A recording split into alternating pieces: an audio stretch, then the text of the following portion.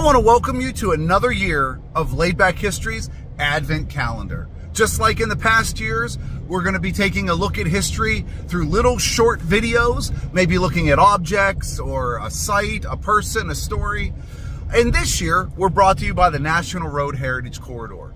And so this year's theme is a journey through the history of the National Road. We're going to be looking at people and places. We're going to be telling interesting stories all along the 90 miles that the National Road travels through Pennsylvania.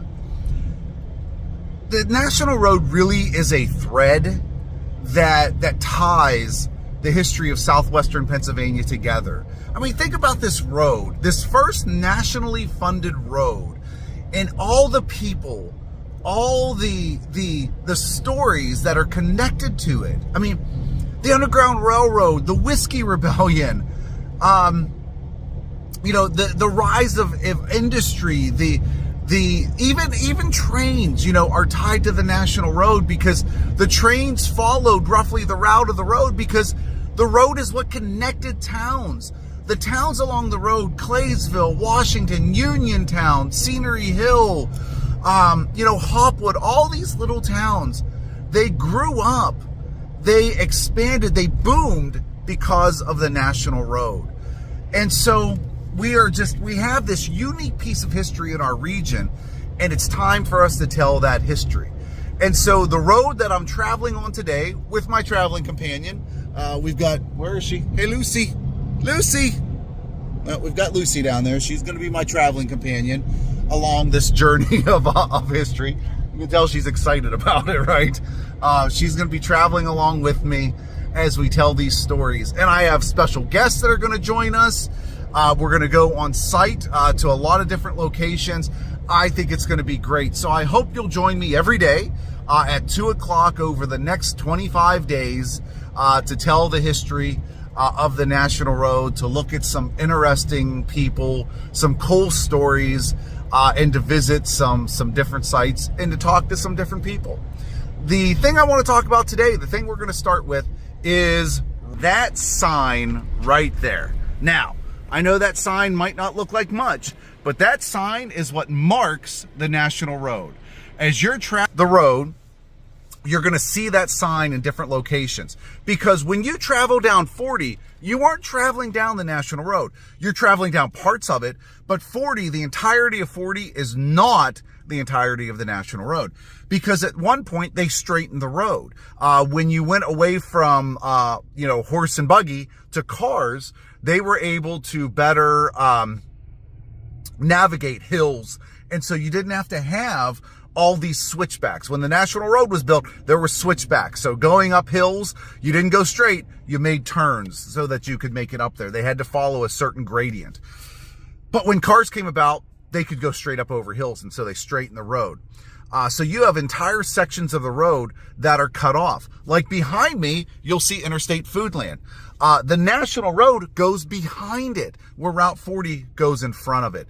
And so if you want to navigate the National Road and really follow the original route, you've those signs right there.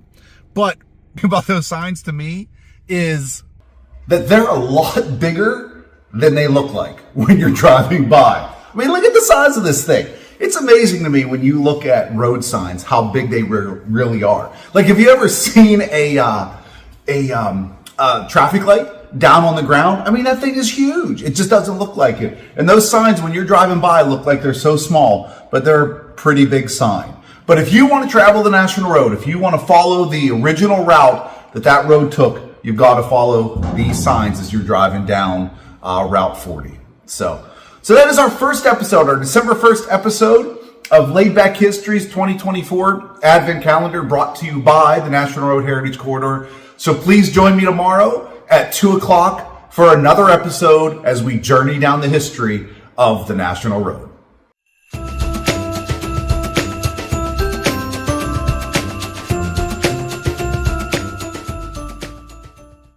I want to welcome you to the December 2nd episode of Laid Back History's 2024 Advent Calendar. Let's see what we're looking at today.